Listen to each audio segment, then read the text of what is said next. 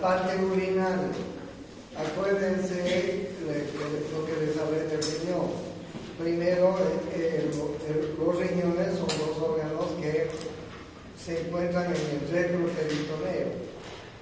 Son dos órganos que miden 12 por 6 por 3, 12 de longitud, 6 centímetros de ancho y 3 de profundidad. ¿Sí? Y la segunda cosa es de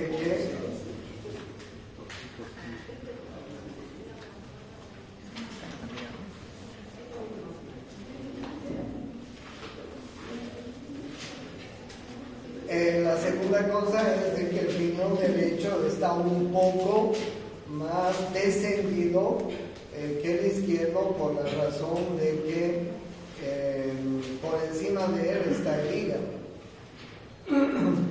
Cada uno de los riñones tiene una cara anterior, una cara posterior, un borde medial, un borde lateral, un polo superior, un polo inferior. De todas estas caras y bordes y polos, los más importantes son el borde medial, donde vamos a encontrar el ilio renal, y el polo superior, donde vamos a encontrar la glándula suprarrenal. Ustedes pueden apreciar en esta figura cómo el ilio renal es súper importante, porque en del ilio renal está saliendo la vena renal, que desemboca en la vena cava inferior. Ahí ustedes pueden ver la vena renal derecha y ahí pueden ver la vena renal izquierda. Ambas venas desembocan en la vena cava inferior. Y de la misma manera ustedes pueden ver la arteria renal, que como ustedes ya saben es una rama directa de la aorta descendente. Ahí ustedes tienen la arteria renal derecha, la arteria renal izquierda. Y la otra cosa importante que sale de los riñones es la pelvis renal y los uréteres, ¿sí? Por eso es que el borde medial es importante, porque vamos a encontrar arteria renal, vena renal, pelvis renal, uréteres, nervios que están entrando al riñón y linfáticos también, por supuesto. La otra cosa que les decía, que los riñones están envueltos por una cápsula adiposa muy importante. Miren ustedes la cápsula adiposa que tienen los riñones alrededor. Esa cápsula adiposa es importante porque protege de muy buena manera al riñón. Ustedes saben que detrás de los riñones solo tenemos a las costillas 11 y 12 en parte protegiendo a los riñones, pero solo en parte.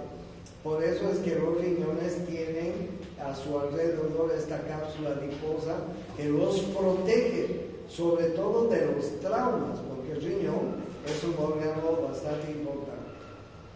Entonces, bien, ¿en qué región se encuentran en el abdomen? En la región lumbar, en las fosas lumbares, fosa lumbar derecha, fosa lumbar izquierda. No se olviden que los riñones en la parte posterior están descansando sobre dos músculos. Uno es el cuadrado lumbar y otro es el psoas mayor. Y no se olviden tampoco, porque seguramente les van a preguntar, que los riñones están en relación con dos nervios en la parte posterior, el ilio hipogástrico y el ilio inguinal.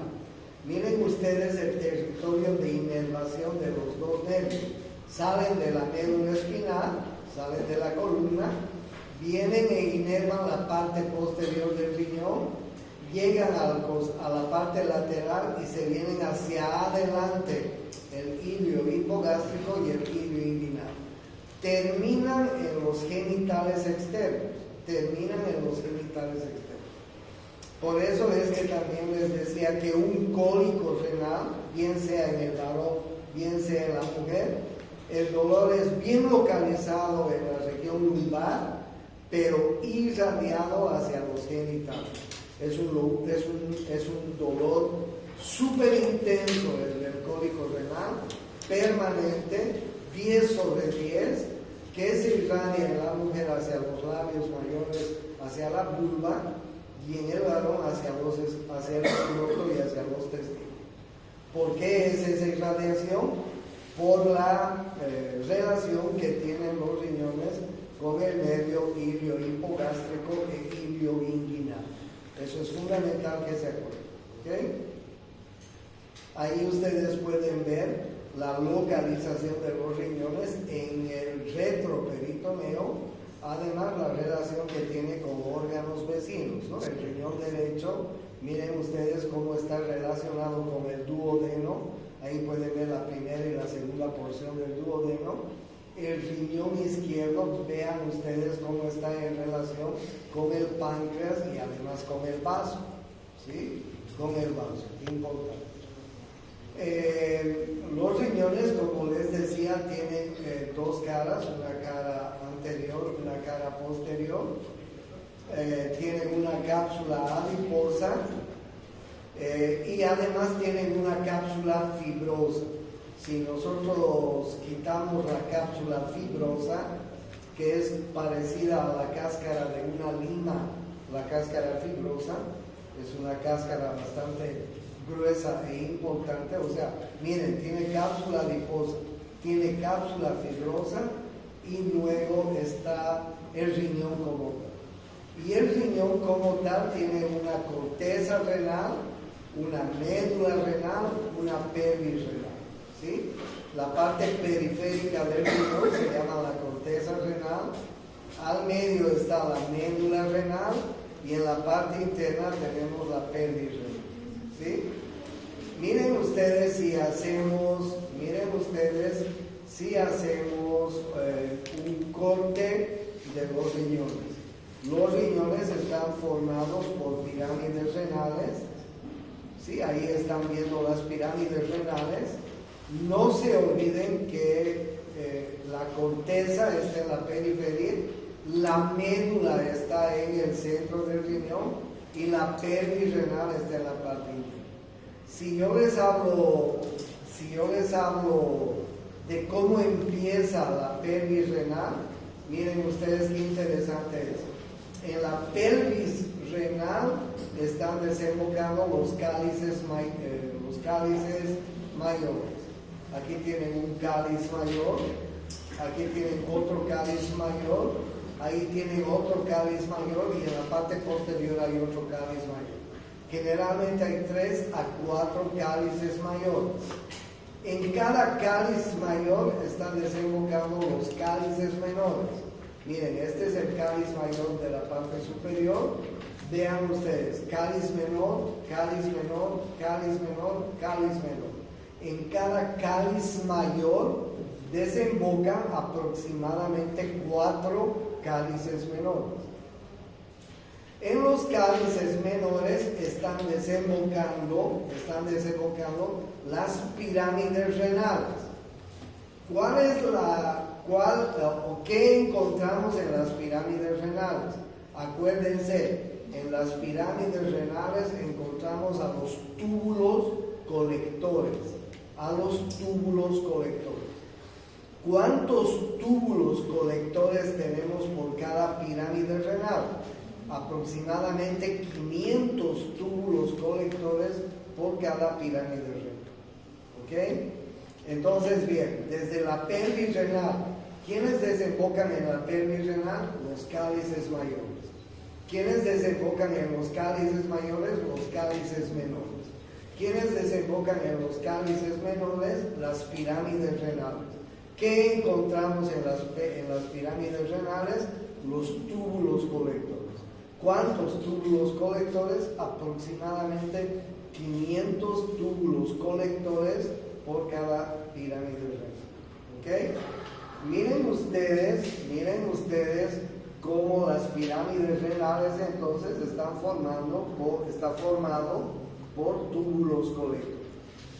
Y en medio de las pirámides renales tenemos las columnas renales. Ahí tienen una columna renal, ahí tienen columna renal, columna renal, columna renal. En medio de las pirámides renales tenemos las columnas renales. Las pirámides renales se llaman también pirámides de Malpighi. Si alguna vez en algún libro ustedes leen, a las pirámides se les llama las pirámides de Malpighi. Y a las columnas renales se les llama las columnas de Bertin. Malpighi se escribe así. Las pirámides de Malpighi. Y a las columnas se les llama también las columnas de Bertin. ¿Ok? Bertin. En algún libro está escrito. Ahora bien, miren ustedes dónde están las pirámides renales y ahí están las pirámides renales y dónde están las columnas. Están en la médula renal. En la médula renal. El riñón tiene tres partes: la corteza renal, la médula renal y la pelvis renal. Ahora bien, la pelvis renal es esta parte ensanchada que ustedes ven, esta parte ensanchada y que da inicio a los uretes. Esta es la pelvis renal. O sea, esa es la primera parte. Y la segunda parte es la médula renal. En la médula renal vamos a encontrar cálices mayores, cálices menores, vamos a encontrar pirámides renales y columnas de Bertin. Y finalmente, en el entorno, en el contorno, vamos a encontrar la corteza renal. ¿Ok? De esta forma están formados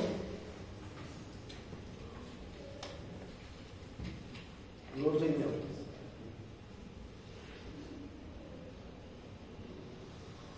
Bien, esta es una buena imagen para que ustedes vean el ilio renal.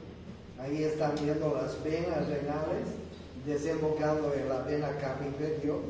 Ahí están viendo las arterias renales naciendo de la arteria aorta descendente. Claramente, ¿no es así? Bien, cuando las arterias renales entran al riñón, miren ustedes lo que hacen. Primero se van a dividir en arterias segmentarias. Ahí ustedes pueden ver una arteria segmentaria superior, ¿sí? Apical. Aquí pueden ver otra arteria segmentaria anterosuperior. Aquí ustedes pueden ver otra arteria segmentaria posterior. Aquí ustedes pueden ver una arteria segmentaria inferior. O sea, vean ustedes cómo la arteria renal se va dividiendo en arterias segmentarias. ¿Ok? Estas arterias segmentarias, miren ustedes cuando llegan más o menos al límite entre los cálices menores, se dividen en arterias interlobulares. Estas arterias interlobulares van a penetrar en las columnas renales. ¿Sí? Como ustedes están viendo, penetran en las columnas renales. Y en las columnas renales van a cambiar de nombre. Se van a llamar arterias arqueadas. Arterias arqueadas. Estas arterias arqueadas vienen hasta la parte de la corteza renal, donde se llaman arterias radiadas. Arterias radiadas. O sea, miren cómo una arteria renal se va dividiendo en arterias segmentarias, en arterias interlobulares, en arterias arqueadas, en arterias radiales. Pero eso no es todo, porque las últimas arterias se van a dividir en arteria, a ver si tengo una mejor imagen. Las últimas arterias se van a dividir en arteria aferente y en arteria eferente. Miren, esta es la arteria aferente y esta es la arteria eferente, que están entrando al glomérulo renal. Yo les he dicho en alguna oportunidad, imagínense una arteriola aferente. Ahí tenemos un ovillo de capilares que se llaman el glomérulo. el glomérulo, y ahí sale una arteriola eferente. Como están viendo acá, la arteriola aferente, la arteriola eferente y el ovillo de capilares que se llama el glomérulo. Ese glomérulo está en relación con una cápsula que se llama la cápsula de Bowman. Ahí ustedes pueden ver la cápsula de Bowman. Les dije que la cápsula de Bowman es una cápsula que parece una coladera, porque tiene poros en su parte íntima. Y esta cápsula de Bowman es la que va a filtrar la sangre. O sea, ¿qué hace la sangre cuando llega al glomérulo? Filtra en la cápsula de Bowman. Entonces, de esa manera está formada un nefrón. Después de la cápsula de Bowman hay un túbulo que se llama el túbulo contorneado proximal. Después viene una asa que se llama la asa de Henle, ¿sí? La asa de Henle. Después viene el túbulo contorneado distal. Después viene un túbulo contorneado distal. Y este túbulo contorneado distal desemboca en el túbulo colector. De esta manera, más o menos, está formado los nefrones. Yo les decía que aproximadamente hay 1 millón de nefrones en cada riñón. Eso lo habíamos estudiado en la anterior clase y les expliqué de mejor manera cómo estaban formados los nefrones y cuál era la función de los nefrones. ¿Ok? Bien, entonces luego de eso viene, ahí ustedes pueden ver, miren, los nefrones, ahí ustedes ven los túbulos colectores, ¿sí? Y ahí tienen una lista importante de la corteza renal. Miren la cantidad de nefrones que hay. Ahí ustedes ven una figura de la médula renal, un túbulo colector en una de las pirámides renales. Les decía que cada pirámide renal tiene aproximadamente 500 túbulos colectores. Miren cómo los túbulos colectores desembocan en los cálices menores a través de estos pequeños orificios que ustedes están viendo. Y después de eso vienen los uréteres. Después de que los cálices menores desembocan en los cálices mayores desembocan en la pelvis renal. La pelvis renal se va a continuar con los uréteres. Miren ustedes los uréteres, miren ustedes el uréter derecho. El uréter derecho, como ustedes pueden ver en el lado derecho, está relacionado con una serie de órganos. Miren, delante del uréter derecho tenemos al duodeno. Luego el uréter derecho va a bajar por detrás de una serie de vasos sanguíneos que son ramas de la arteria mesentérica superior. Luego el uréter va a cruzar las arterias ilíacas y luego va a entrar a la pelvis para desembocar finalmente en la vejiga, ¿sí? Aproximadamente 25 a 30 centímetros mide el uréter. De la misma manera el otro uréter, miren ustedes la pelvis renal, ahí ustedes están viendo el uréter izquierdo, la relación que tiene con la última porción del duodeno y el yeyuno. Miren ustedes cómo ese uréter atraviesa por detrás de las ramas de la arteria mesentérica inferior, atraviesa la arteria la arteria ilíaca común del lado izquierdo, la vena ilíaca, y luego entra en la pelvis para desembocar en la vejiga.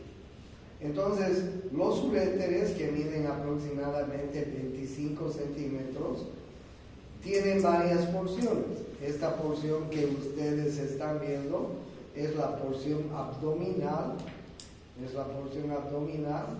Esta porción que ustedes están viendo es la porción ilíaca. Esta porción que ustedes están viendo es la porción pélvica. Y los uréteres desembocan en la vejiga. ¿Sí? Ahora bien,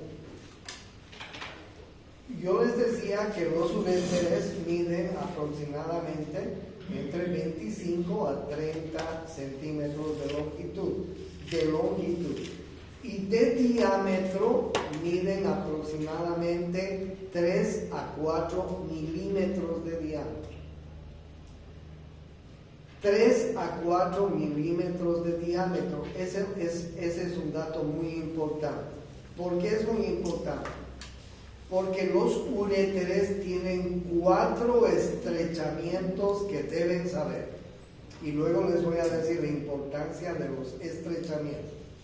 El primer estrechamiento del uréter se encuentra a nivel de la unión con la pelvis renal. Ese es el primer estrechamiento del uréter. El segundo estrechamiento del uréter es a nivel de los vasos gonadales. Miren ustedes cómo de la arteria aorta estaban saliendo los vasos gonadales.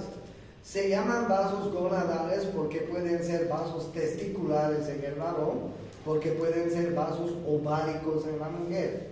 Por eso es que le voy a llamar los vasos gonadales, porque podrían ser en el varón testiculares, en la mujer ováricos. ¿Ok?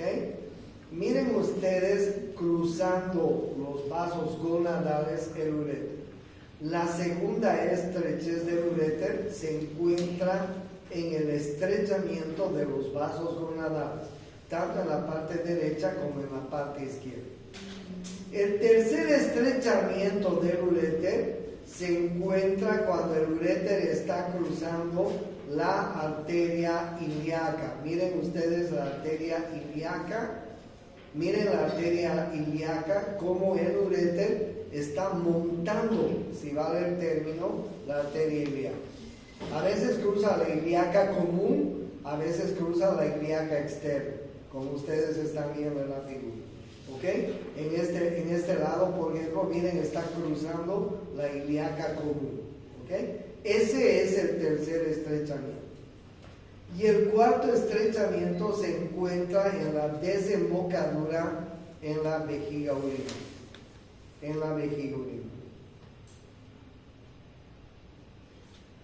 Yo les decía, el uréter tiene un diámetro aproximado de 3 a 4 milímetros. Pero en estas 4 estrecheces, el diámetro es mucho menor. ¿Y por qué hay que saber las estrecheces del uréter? Porque cuando tenemos pacientes con un cólico renal, ¿qué es un cólico renal? ¿Quién me dice que es un cólico renal? ¿Quién sabe qué es un cólico renal?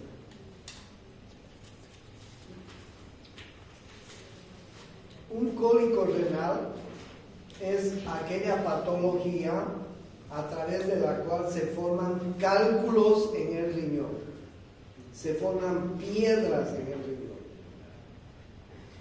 Cuando se forman piedras en el riñón por alguna causa metabólica, esas piedras, que son pequeñitas, comienzan a descender desde el riñón hacia la pelvis renal y hacia el uréter. ¿Se imaginan ustedes si la piedra, si el cálculo renal es mayor que el diámetro del uréter? ¿Se imaginan ustedes? Cuando ese cálculo renal está bajando el uréter, produce un dolor que es tan intenso como el parto mismo. ¿Alguien de aquí ha parido alguna vez? ¿Ha tenido un hijo normal? ¿Alguien es mamá? ¿Ninguna es mamá? Bueno, dicen que el dolor más extremo que hay en la naturaleza es el dolor del parto. Es el dolor del parto. ¿Quién se imagina cómo es el dolor del parto? A ver, los hombres, ¿se imaginan cómo será el dolor del parto? Imagínense un pequeño queriendo salir del útero y dilatando ese cuello uterino y separando los huesos de la pelvis, el pubis, separándolo. ¿Se imaginan lo que es eliminar una cosita que pesa aproximadamente 3 kilos y mide 50 centímetros? Realmente súper doloroso, ¿sí? Cuando cursaba la materia de obstetricia, le pregunté a mi profesor, y doctor, ¿y cómo será el dolor del parto? ¿Cómo lo puede magnificar? Le dije yo, y él me respondió, a ver, imagínate Doradito cagando un ladrillo.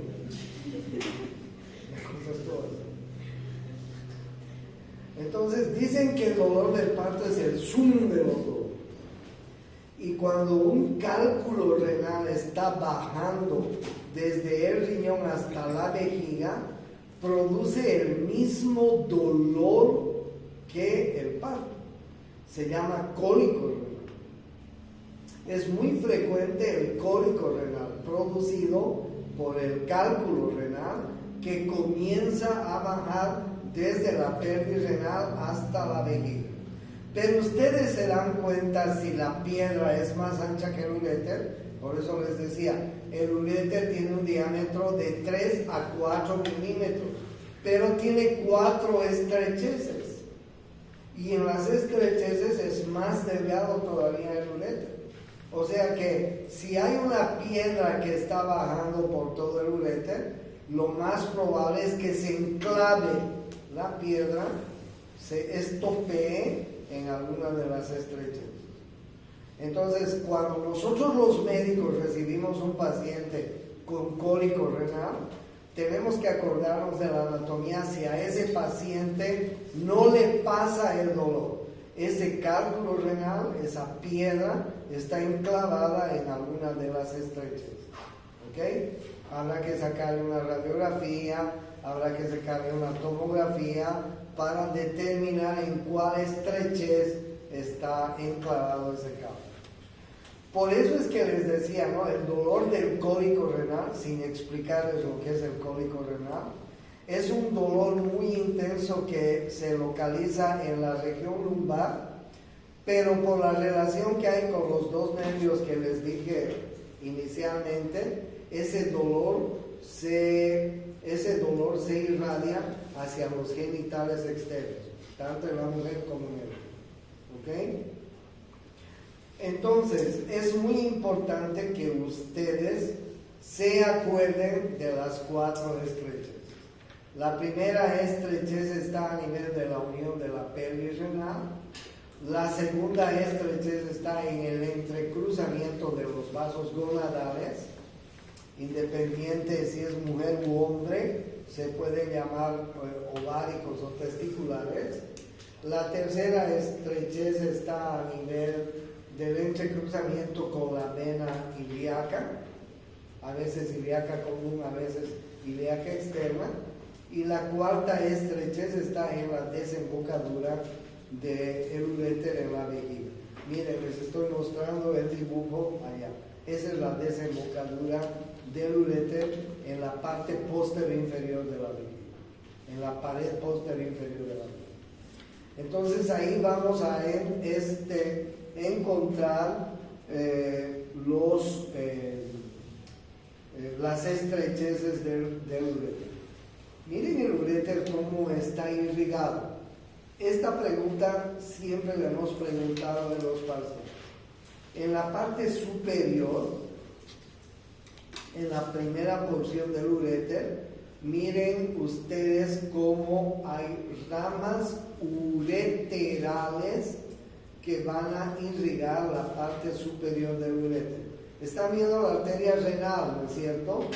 Miren cómo la arteria renal va a tener unas ramas que se llaman las arterias ureterales superiores, que van a irrigar la parte superior del útero. Miren un poco más abajo, en la parte del medio. Miren ustedes cómo las arterias gonadales, esta es la arteria gonadal, puede ser testicular, puede ser ovario. Miren ustedes cómo las arterias gonadales van a irrigar el uréter en la parte del medio. Miren un poco más abajo. Miren ustedes cómo la ilíaca, la arteria ilíaca común del lado derecho y del lado izquierdo va a dar ramas al uréter, a ese nivel. ¿Sí?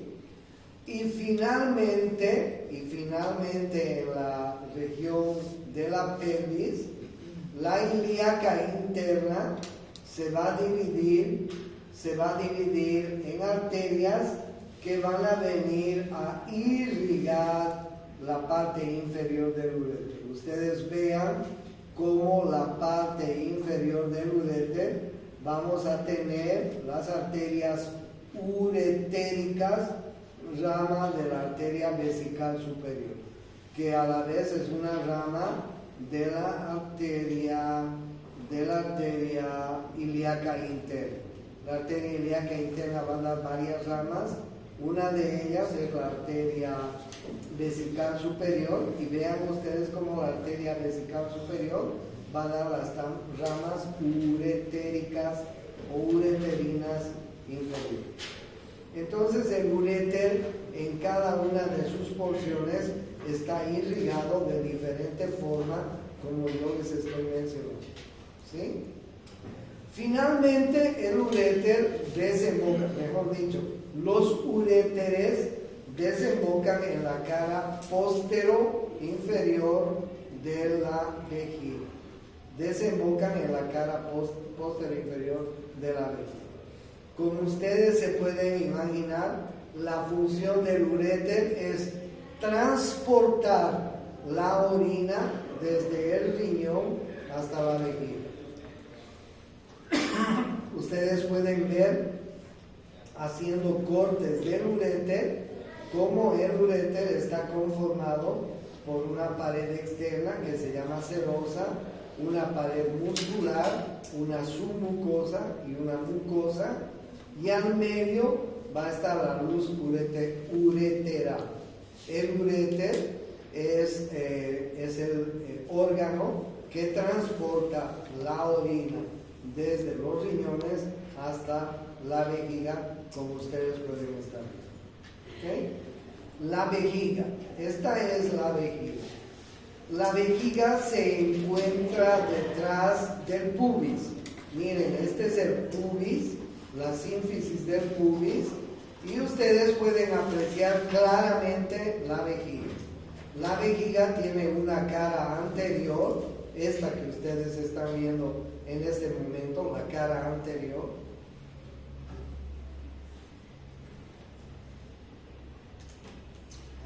Aquí la pueden ver mejor. Miren esta figura, si quieren se las voy a agrandar. Esta es una vejiga femenina, ¿ok? Ahí está el pubis, ahí está el vértice de la vejiga. Esta es la cara anterior.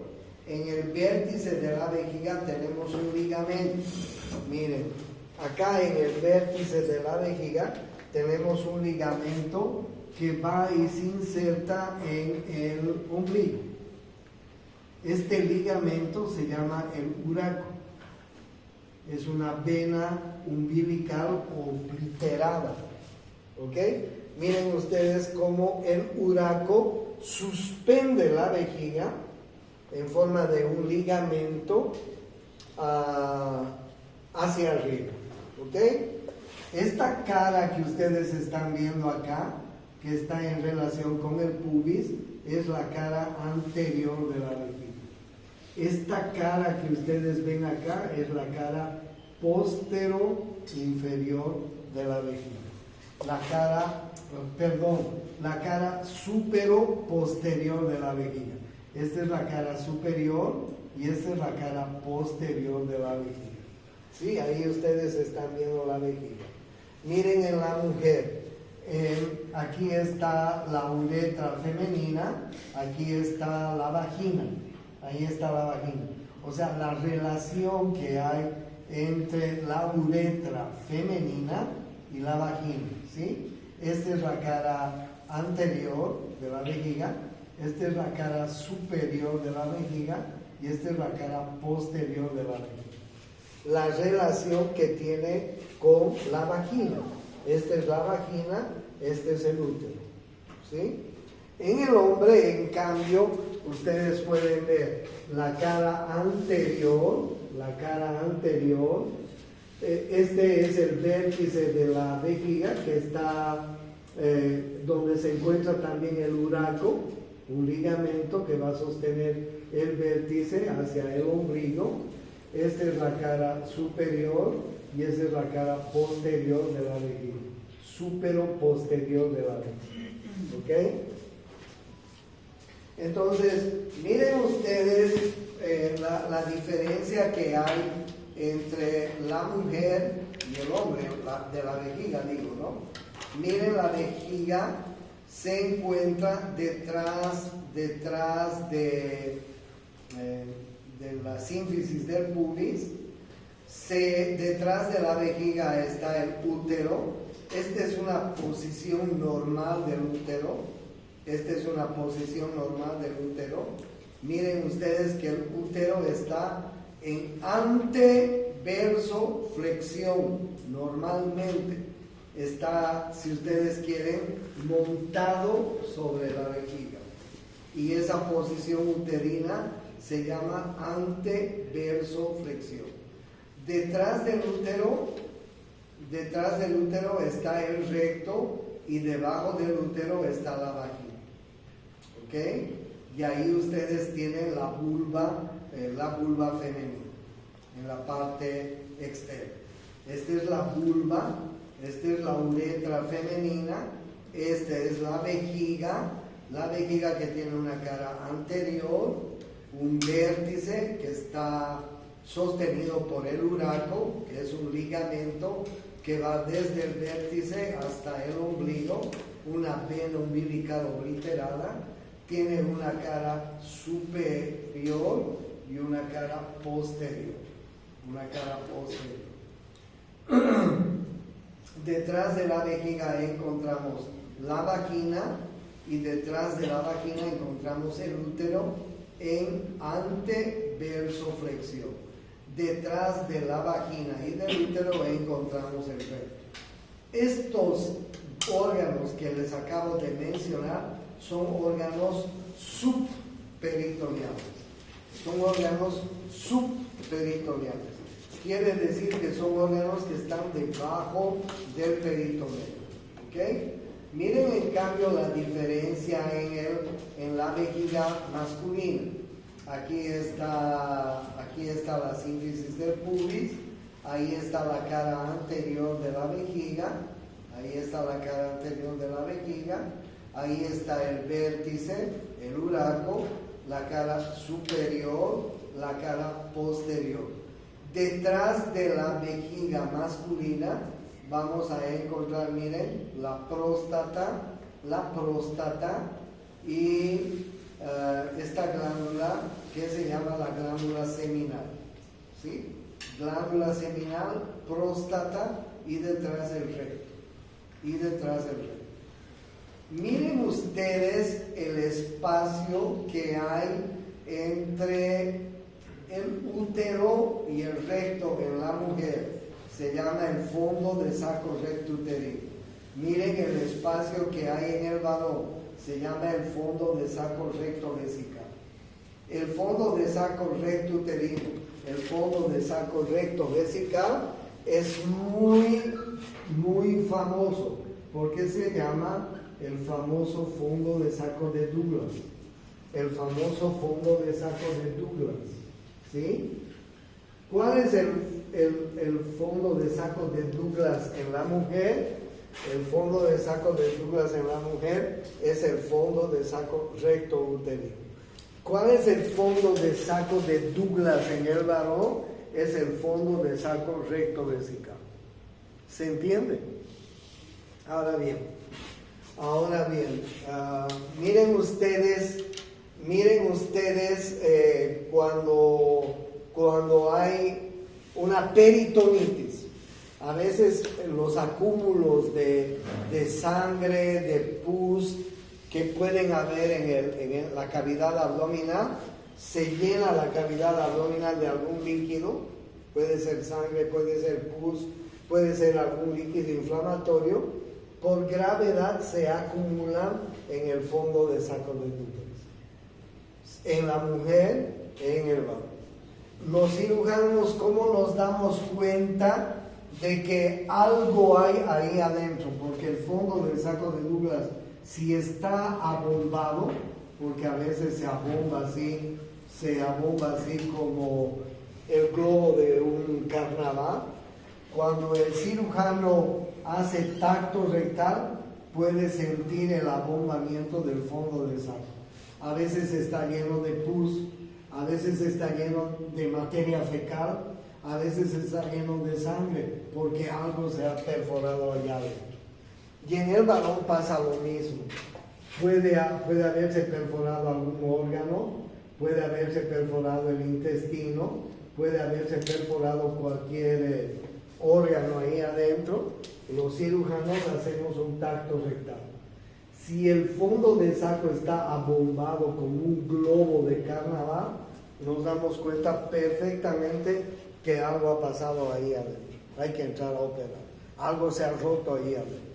Por eso es que el fondo de saco de Douglas, tanto en la mujer como en el hombre, es muy importante desde el punto de vista anatómico y quirúrgico. Porque a los médicos nos sirve de mucho el diagnóstico del tacto rectal para palpar el fondo de saco de Douglas cuando estamos sospechando de alguna enfermedad abdominal grave. ¿Ya? Bueno, pero aprovechando el dibujo, les hablé de ese fondo de saco. Yo les estaba contando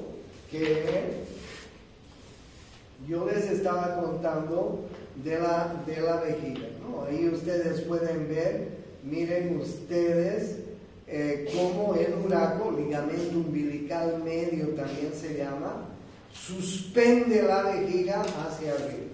Y ahí ustedes pueden ver la cara superior y más abajo está la cara posterior.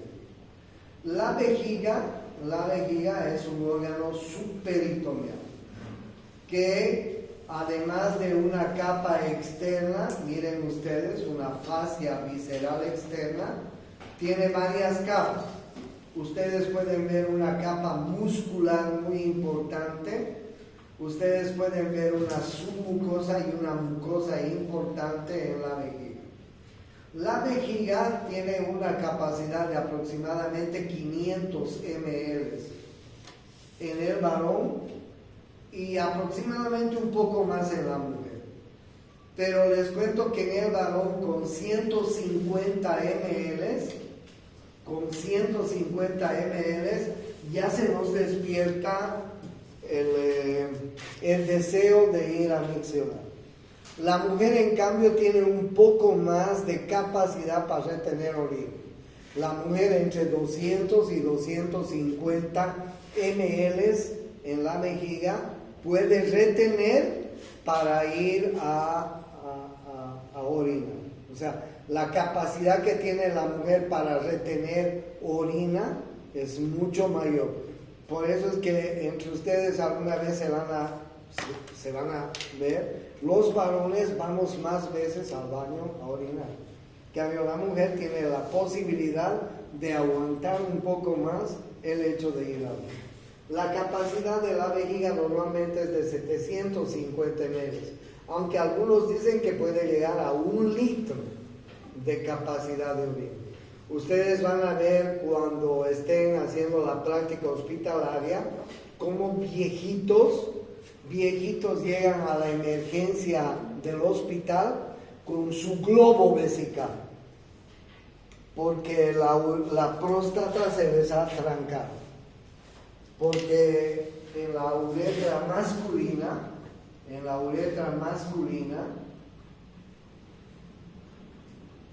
a ver si les muestro, en la uretra masculina nosotros tenemos la próstata. Entonces muchas veces los viejitos vienen con su adenoma de próstata y vienen con un globo vesical que parece el globo de un cumpleaños. No pueden eliminar la orina porque tienen un adenoma de próstata. ¿Qué se hace si viene un viejo con su globo vesical y no puede orinar? ¿Qué le van a hacer? ¿Ah? ¿La sonda? Claro, le van a poner una sonda. ¿Sí? Bien, miren ustedes entonces cómo es la vejiga. Tiene una fascia externa, ahí ustedes están viendo. Tiene una capa muscular, tiene una submucosa y tiene una mucosa. Miren ustedes, en la cara postero inferior de la vejiga desembocan los uréteres. Ahí ustedes están viendo los orificios ureterales. Y aquí ustedes están viendo el orificio uretral, es decir, donde nace la uretra. Esta es una uretra femenina, por cierto. ¿Sí? Miren ustedes cómo se forma en la parte inferior de la vejiga una especie de triángulo.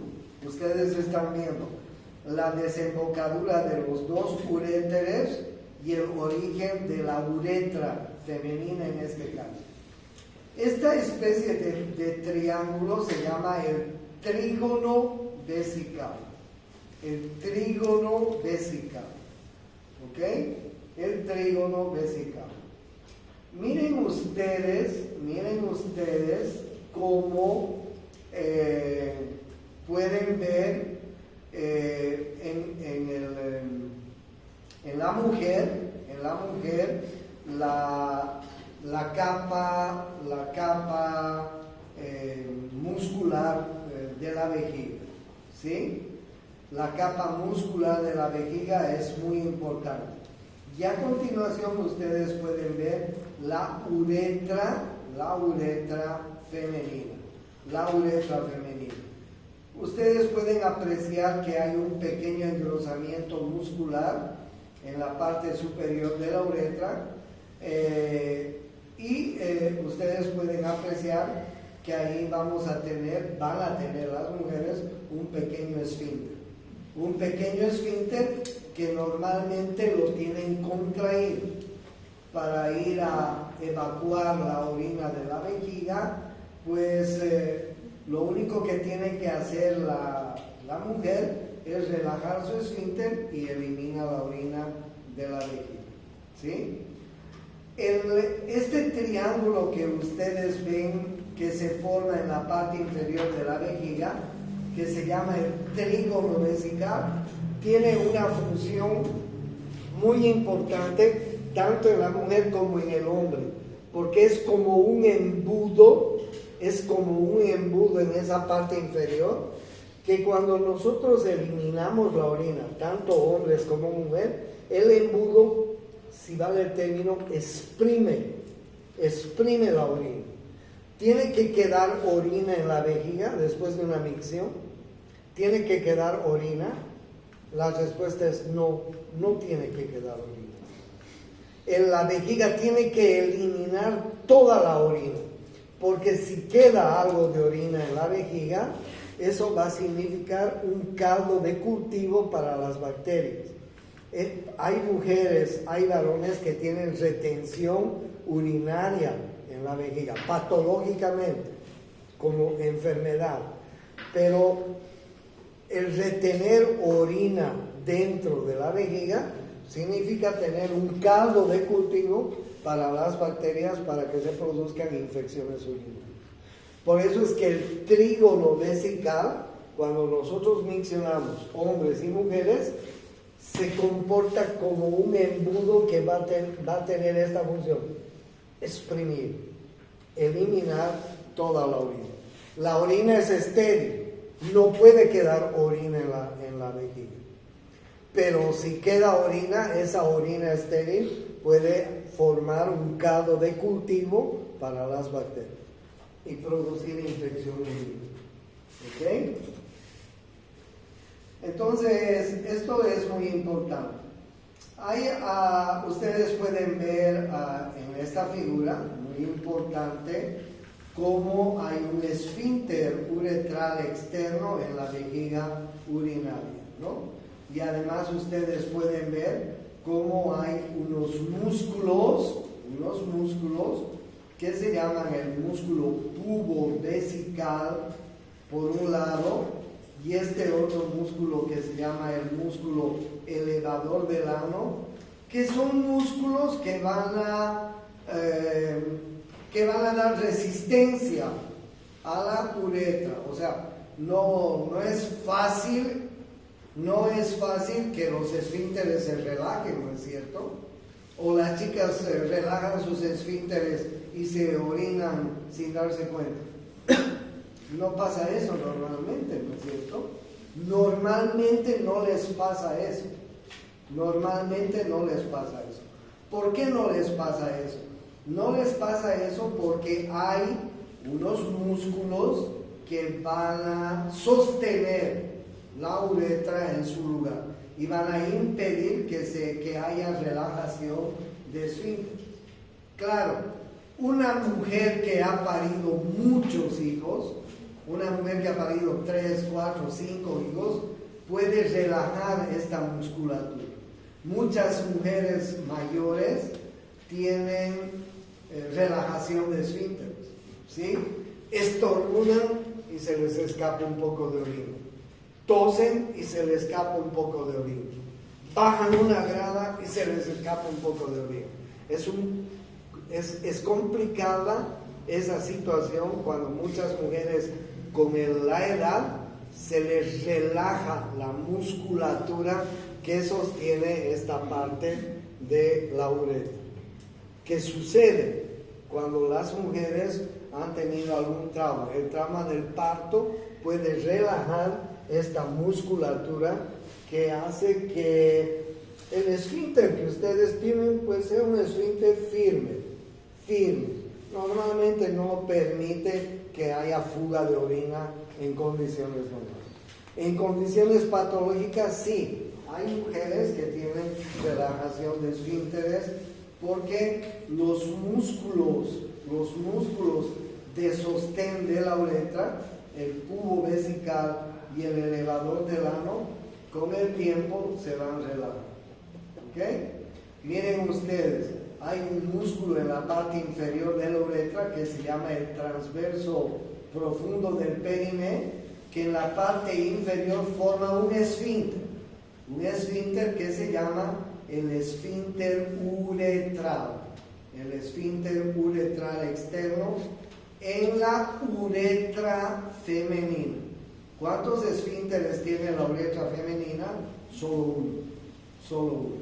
Por eso es que cuando la mujer va al baño a vaciar la vejiga, le es muy fácil vaciar la vejiga porque solo tiene que relajar un esfínter. En el hombre no es tan fácil, el hombre tiene 2 esfínteres que les voy a contar posteriormente. ¿Ya? ¿Cómo se llama esta parte de este triángulo? Se llama el trígono vesical. El trígono vesical es el lugar donde desembocan los uréteres en la parte posterior inferior de la vejiga, y es el lugar donde nace la uretra. ¿Okay? Se llama el trígono vesical, que les digo que se comporta como si fuera un embudo que tiene que vaciar totalmente la vejiga. ¿Ok? Ahí ustedes tienen en esta parte inferior, se llama el detrusor, el músculo detrusor de la vejiga. El músculo detrusor de la vejiga también es una parte de la vejiga que va a ayudar a sostener la orina en el interior de la vejiga. Solo cuando nosotros decidimos vaciar la vejiga, el músculo detrusor y el esfínter externo se van a relajar y van a vaciar. Pero normalmente el músculo detrusor de la vejiga y el esfínter externo que tienen las mujeres, pues sostienen la orina dentro de la vejiga. Cuando ustedes van a vaciar la vejiga, el detrusor y el esfínter externo se relajan y se vacía la vejiga en la mujer. ¿Ok? Vean ustedes además que en la vejiga, en la uretra femenina, vamos a encontrar una gran cantidad de glándulas que son muy importantes porque van a fabricar una pequeña secreción que tiene la posibilidad y la función de evitar que entren bacterias a la vía urinaria. Ahí en la parte de la uretra, vean ustedes que hay muchas glándulas uretrales que protegen la vía urinaria, sobre todo en la mujer, porque como ustedes se pueden dar cuenta, la uretra femenina es muy corta. ¿Cuánto mide la uretra femenina? Aproximadamente 4 centímetros de longitud. ¿Se dan cuenta ustedes que la uretra femenina es muy corta versus la uretra masculina, de la cual les voy a hablar mañana? Entonces, miren, esa es la uretra masculina. Comparen ustedes la longitud de la uretra femenina, 4 centímetros, versus la longitud de la uretra masculina, que mide 4 veces más. Por eso, ¿en qué sexo es más frecuente las infecciones urinarias? ¿En el varón o en la mujer? En la mujer. ¿Por qué es más frecuente la infección urinaria? Porque la uretra femenina es mucho más grande. ¿Ok? Mañana voy a continuar. Miércoles y jueves pasamos a las 7 de la mañana, ¿ok? Ya está pasando el frío.